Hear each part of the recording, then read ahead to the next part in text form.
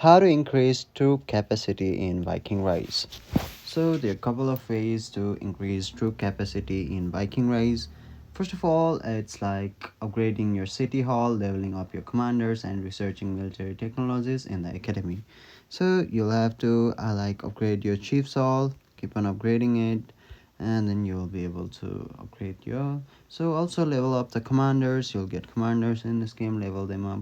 Also research military technologies. So visit the academy and research technologies that improves troop capacity. The marching capacity technology is an example of research that directly increase how many troops that can be deployed. So first of all, you'll need to unlock academy. So once you unlock academy, do the things that I said you.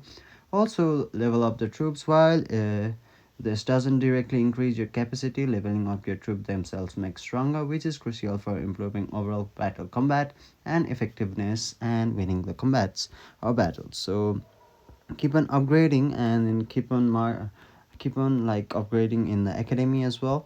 So that's how you preferably increase the troop capacity in Viking Rise. Hopefully this video helps. Thank you.